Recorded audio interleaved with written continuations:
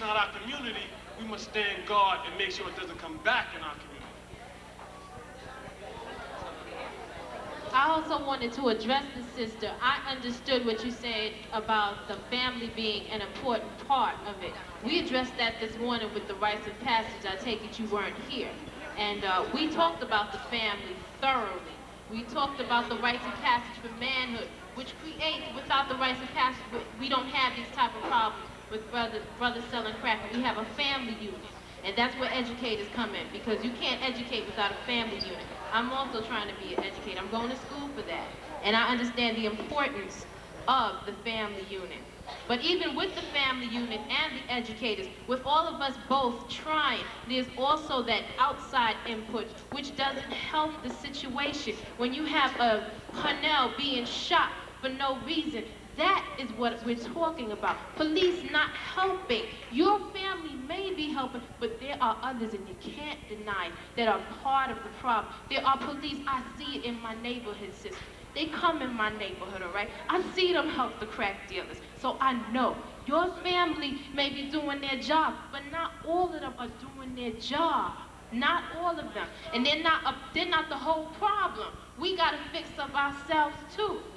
But we also got to fix them up. We got to help them. And your brothers, your fathers that are involved in the police system, they got to make what's wrong right. They got to make the justice system work. They got to help too, and I hope they're doing their part. All right. Now, we're going to have to move on. This is moving to a personal level. No.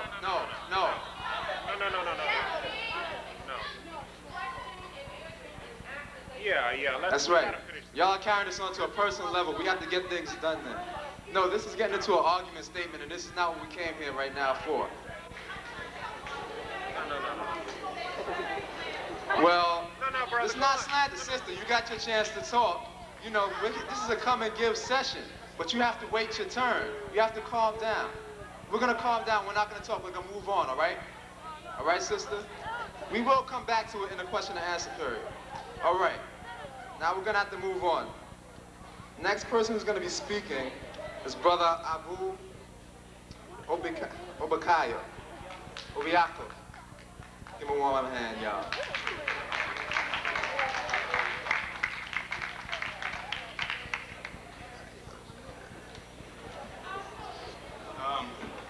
I'd like to begin. I begin all things with the praise of the ancestors and the Creator, because without them, we would not be here.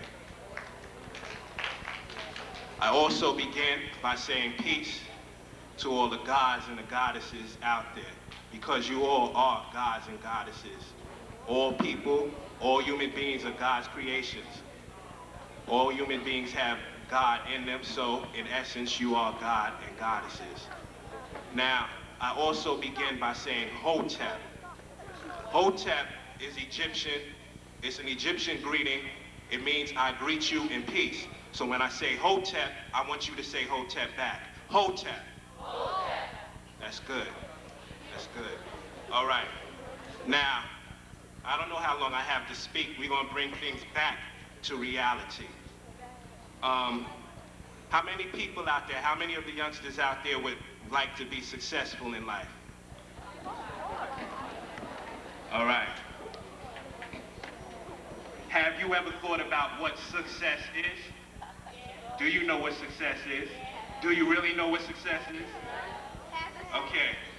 So we're gonna start off with success, with the struggles that we have, that we have when we want to strive for success, and the impact that has on black crime.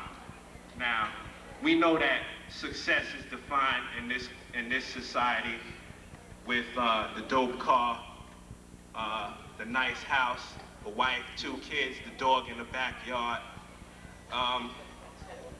and that's success in this society. But you have to understand that success is defined differently in many other societies, differently in different societies.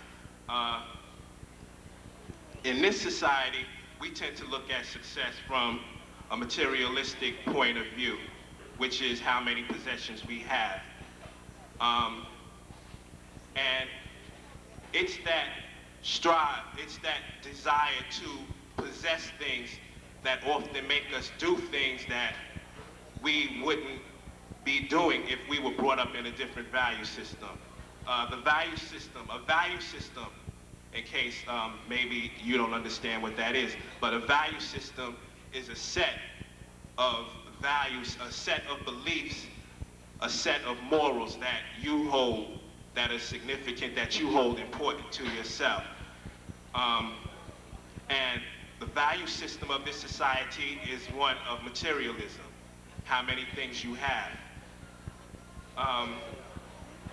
It's this strong desire to obtain things, to have this material success, to have expensive things, extravagant things, larger than life things that cause us to do things that we might not have done, that we might not be doing if we were brought up in a different value system. We have to also look at the fact that this system, this society, doesn't give us many opportunities to achieve the success, that what they call success, in an honest way. There's not many opportunities out here for us to achieve success in an honest way. And if the desire to be successful, as I can see in the audience, the desire to be successful is so strong that if we can't find an honest way of being successful, we'll find other ways. So that goes in, that's why we rob, we steal, we sell drugs. And you know the saying, it doesn't matter what I do as long as I get paid. You know how to say it, you know the saying. And brothers don't care as long as they get paid. We also have to look at the psychological aspects.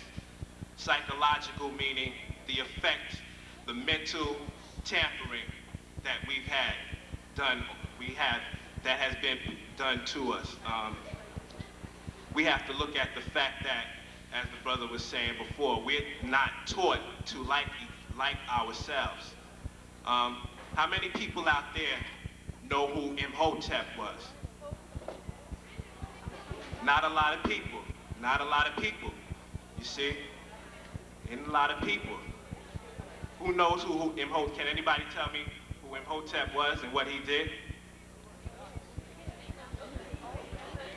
Okay, there's some people out there that know. But for those that don't know, I'm going to tell you, Imhotep was an African scientist. Imhotep was one of the greatest scientific minds that the world has ever seen. This black man laid the foundations for the building of the pyramids. He performed surgery, heart surgery, thousands of years ago. So this is exactly what I'm talking about. Nobody, for the most part, many of you don't know who Imhotep is. This isn't being taught in the schools. You haven't, and most of the people out here don't know who Imhotep is. They've never heard, they're not familiar with him. And this is exactly what I'm talking about. We're not taught knowledge of self. We're not taught to love self. We're not taught to like self. I would even go as far to say that we're taught to hate ourselves. We're taught to hate ourselves, like I was saying. Because when we think of Africa, we think of Tarzan. We think of the uncivilized savage. And who wants to identify with the savage? A cannibal. Nobody wants to identify with the cannibal or a savage. So in essence, we're being taught to hate ourselves. And when you're being taught to hate yourself, it becomes very hard for you in the morning when you wake up to look at yourself in the mirror. If you can't stand to look at yourself in the mirror in the morning, if you don't like who you are, what you are, how are you going to deal with the next brother or sister? How? You see, when you have self-respect, self-respect brings about mutual respect between brothers and sisters. If you don't have self-respect, you're not going to respect your brother or your sister. So it is this lack of self-respect, this lack of knowledge of self, and the fact that we're taught to not like ourselves that we do certain things that are to the detriment of our people.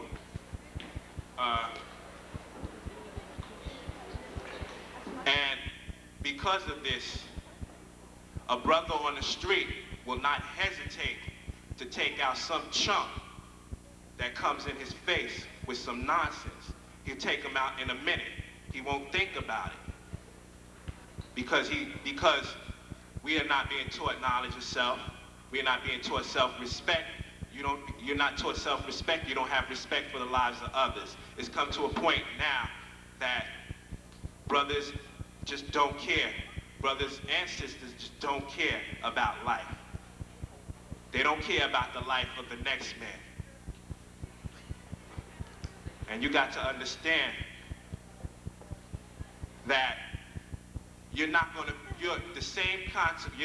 pay the same consequences that you would for killing your brother or your sister than you would if you killed a white person or if you did the same to a white person. There is a double standard in this justice system. That cannot be denied. There is a double standard. You will not pay the same consequences for killing your brother that you would a white person. So we have to look at that.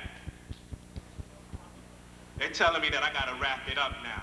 But before I go, I want everyone in this room to leave here with the understanding what the ghetto is and how they have things set up so that we do these type of things to each other.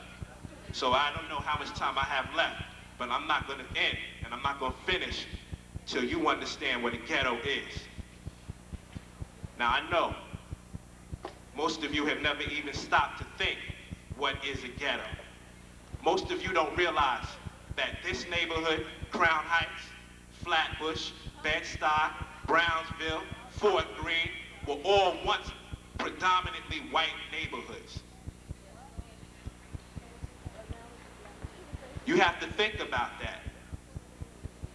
All of these neighborhoods were once predominantly white. And you have to understand that once black people started moving into these neighborhoods, white people moved away. The one thing that we have as black people, we have a stigma. We have an air that wherever we go, somehow we're going to bring down the value of that property, that place, or wherever it is that we are. So we have to understand that all of these neighborhoods were once predominantly white. Now, something funny happened when black people started moving in.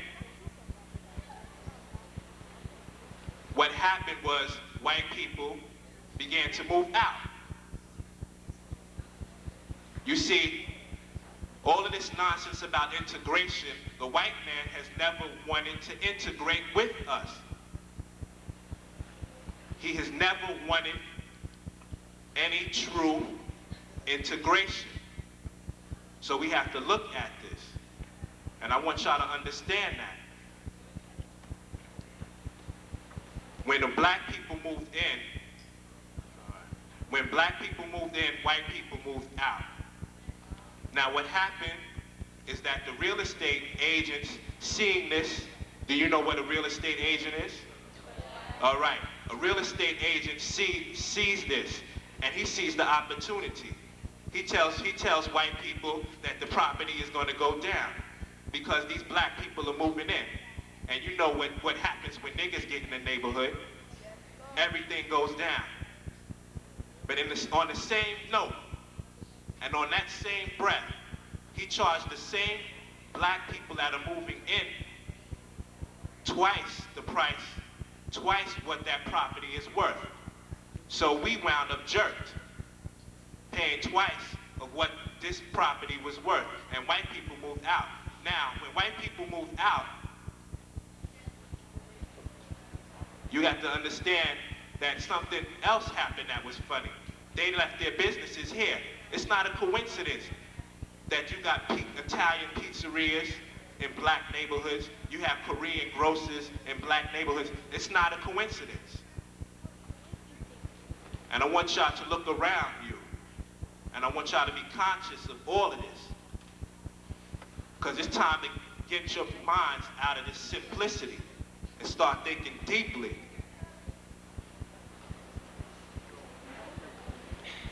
Now listen,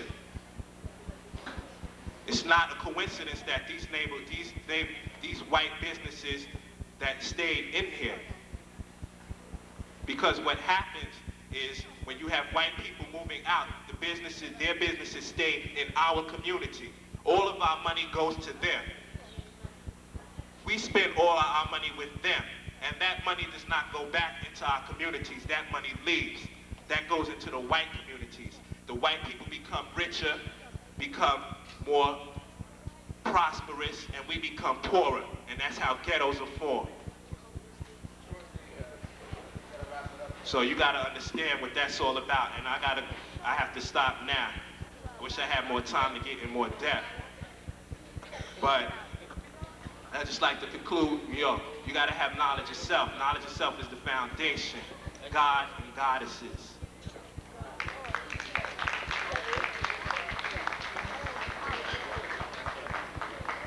All right, that was very true indeed. You have to understand that projects is nothing but a prison, because you look at the projects and brothers are like, I gotta do what I gotta do to survive.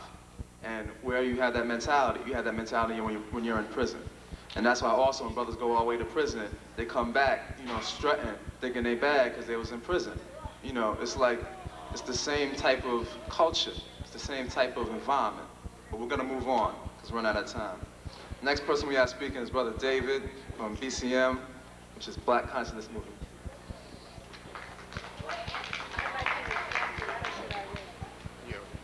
All right, sister wants to ask a question. We'll get to this quick, and then we'll go to a question and answer period. Okay.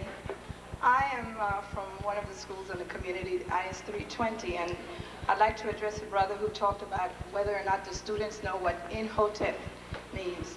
We're in the process of educating our kids, changing the curriculum to make sure that they are included.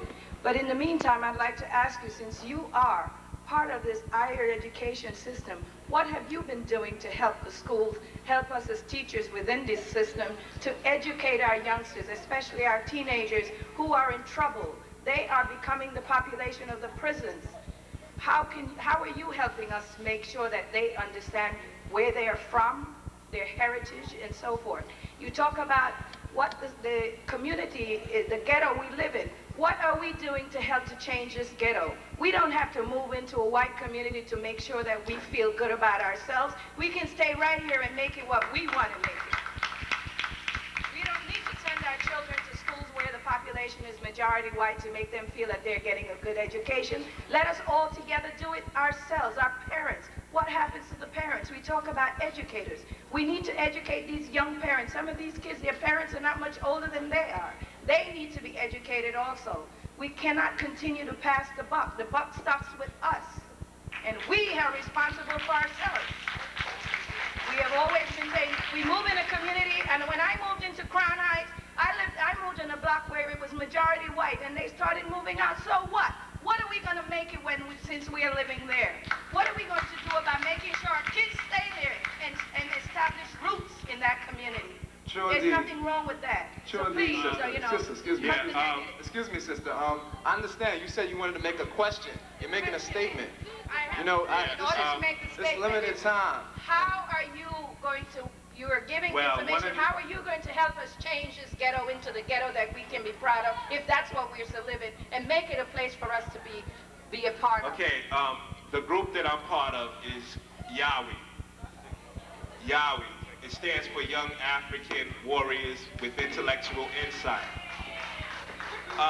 What we do, we perform. We do dance, drama, poetry, and all of these things are on a social, political, and spiritually conscious level. We try to arouse the consciousness of the youth through our dance, our drama, our acting, and our singing. That's one thing. Concerning the ghettos, I in no way am saying that. See, this is why I wish that I could have gotten a little deeper, because what I'm trying to do is I'm trying to make you understand how the ghettos were formed. The reasons why ghettos came about. Because if we understand that, then we know what it is that we can do to combat that, to fight that. We have to understand that when we moved in, they moved out. When we understand the reasons why they moved out, how the economics of that, how this brought about the poor conditions that we're living in now, we can fight that. You see, with the understanding of, you got to understand your problems before you can go out there and talk about revolution and talk about fighting. If you don't understand your problems, you're gonna get eaten up because they're waiting for you, and they know. So we have to understand that. All right, all right. That's how I reply. Okay. Wait. Yes. Inside of your program, there's a definition for everyone that's up here. We are here to present something to you, and we also work when we need you. So hard job, everybody has a place. Not participating at all. He's finished down. He's finished. All right. We're gonna start the question and answer period. But wait, before I do it. Yeah, he's got to speak. No, we'll run out of time, dude. But when I ask you to speak, could you please curtail your questions? Make it a question and not a statement or a speech, okay? And that people on the desk are trying to do the same thing so we can get as many in as possible. So I saw the young sister over here in the black.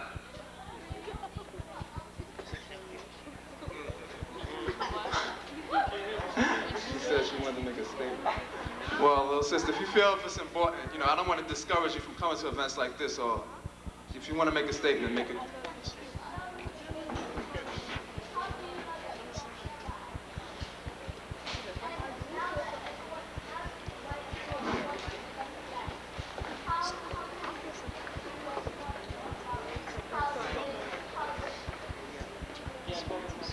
We can hear. No, we got it. No, I'll relay a statement. The sister is saying that it's not the fact that she doesn't love her. How do you know that they don't love themselves and that they're not trying to act like whites?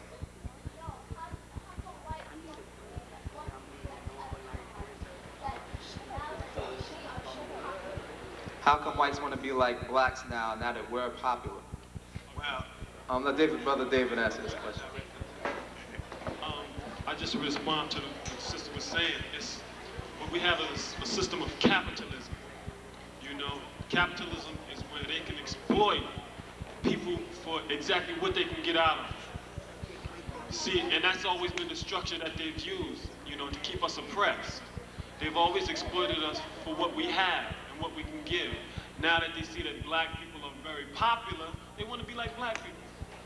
And if tanning your skin to get as dark as me and you was in, then white people want to do that. You know what I'm saying? They want to follow, you know, and get the best of whatever they can get from whoever they can get, whatever they can get, and what time of it is.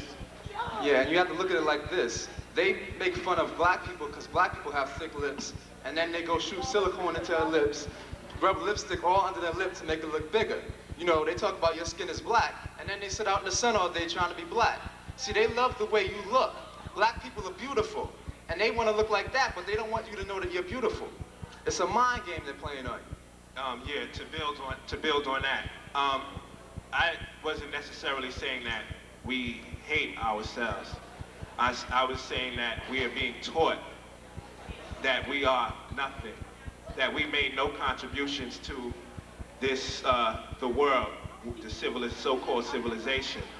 As far as, and I use this metaphor all the time when I say that we're being taught to hate ourselves and the psychological impacts it has on you. Magic is not necessarily performing tricks. You can say something to a person, and you can say it to a person all the time, constantly. Like I can constantly tell you, you're nothing, you're nothing, you're nothing, you're nothing. After a while,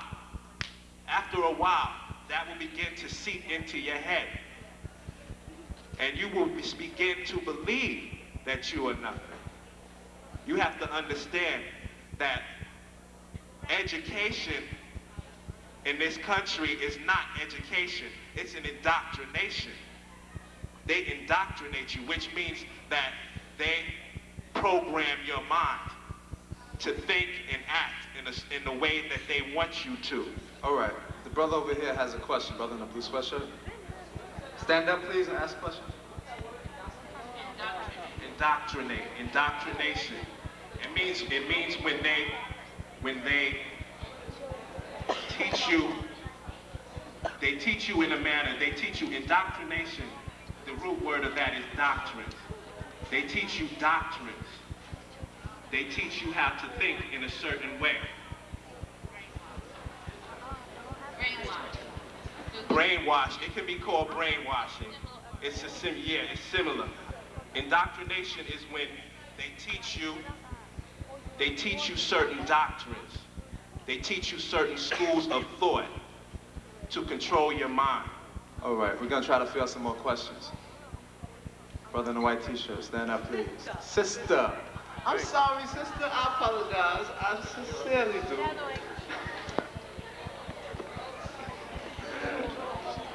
I want to know is, why is it that just because you're not wearing beads, not coming straight to you, just because you're not wearing beads, you don't have on, African-like type clothes, people think that you don't care about yourself, that you're not, you're not happy to be black. I don't think it's that. A lot of people look at it that way, and it's really not that. I'll take that. I feel that we're all in the same boat, and there's different kinds of warriors in the struggle. Some warriors profess their warrior attitude by the way how they dress. They let the enemy know, this is who I am, this is my stance, and I will be this way. Some warriors are subtle. They have the warrior mentality, and they war in a certain way. Like you, for instance, sister, you don't have to wear beads, you don't have to have, you don't have to, because you're going to go at war in your own way. You're going to go at war in your school. You're going to get them good grades. You're going to do what's best for your people. That's being a warrior. That's what a lot of people should look at, but a lot of people think they're narrow-minded, plain and simple, narrow-mindedness, and that's what divides us. That's what the oppressors have done to us. They've divided us and conquered us amongst each other, and that's why we have problems relating to each other. I can relate to anybody because I'm just like you.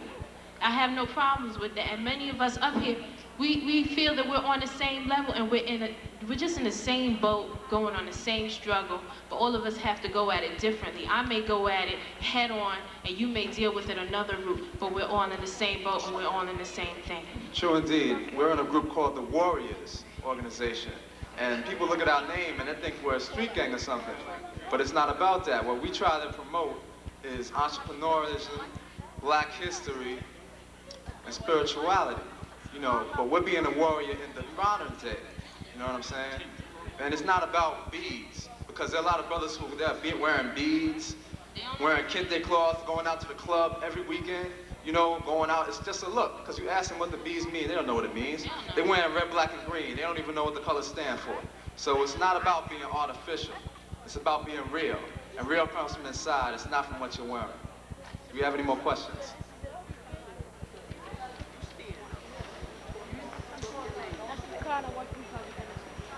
All right.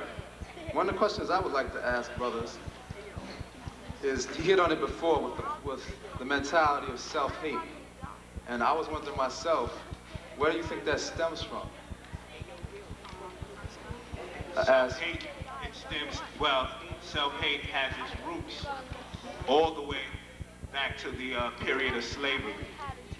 It has its roots all the way back to the period of slavery, where we were brought here in chains. You know the story, and we were taught that our traditional ways were backward, uncivilized, savage, and wasn't even being taught. We were forced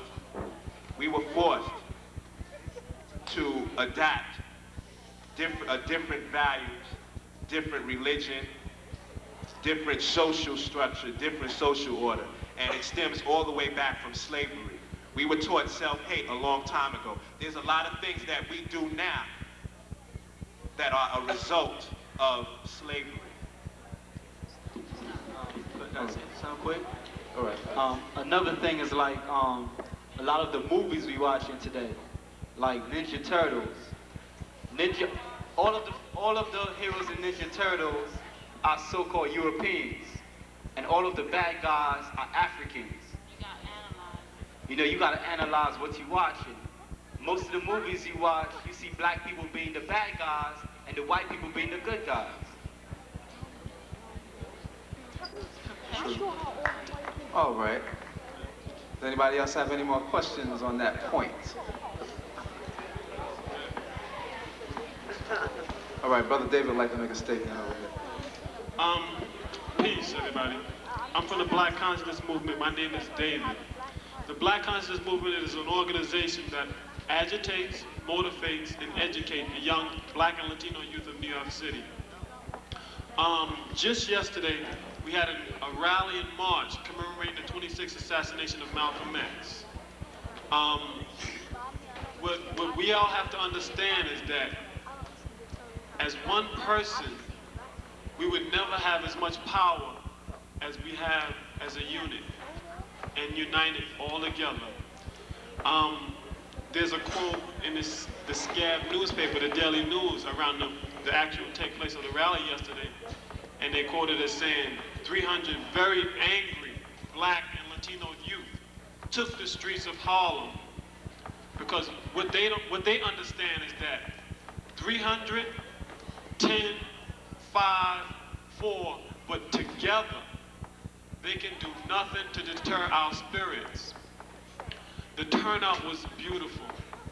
I mean, just to see 300 young brothers and sisters marching through the streets, all united on one line, the line of Malcolm, who said that we should all struggle for self-determination and self-defense in our community. Malcolm X was one of our true shining princes.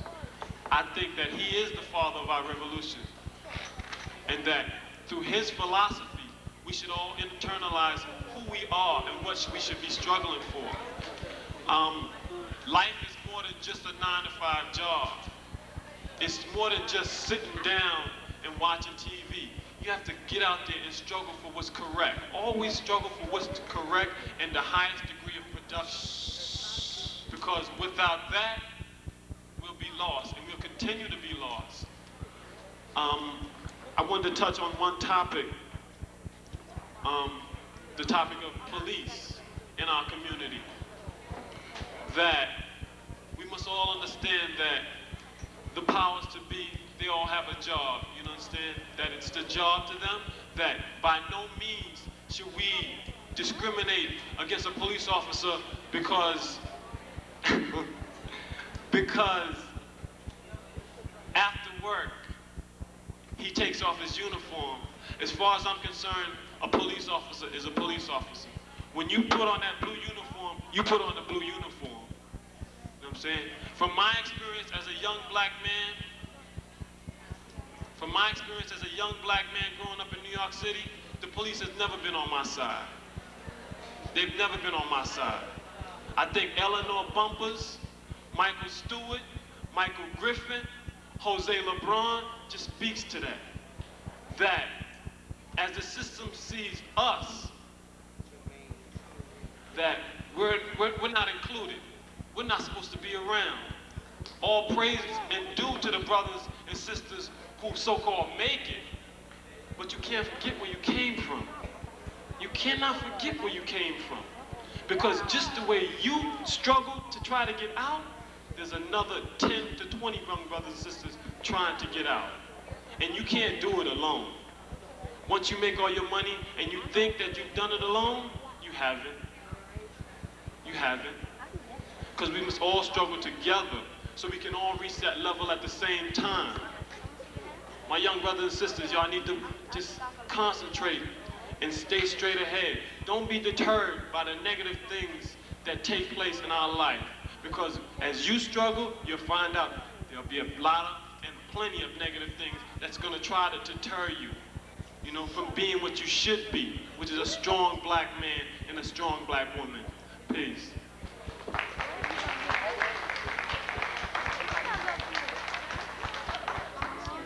All right, I see the sister over here. Is that a brother? I want to make the same mistake twice and have somebody flip on me again. Person in the yellow, orange, and white pants. All right. Sister, all right, come up and make a question. Okay, you're not going to make it? All right. Okay, that about wraps up this segment. And I thank you people for coming. And I hope you learned something today. Although it went rather fast. All right, peace. Matthew. I just want to say one more thing, that I have a couple of newspapers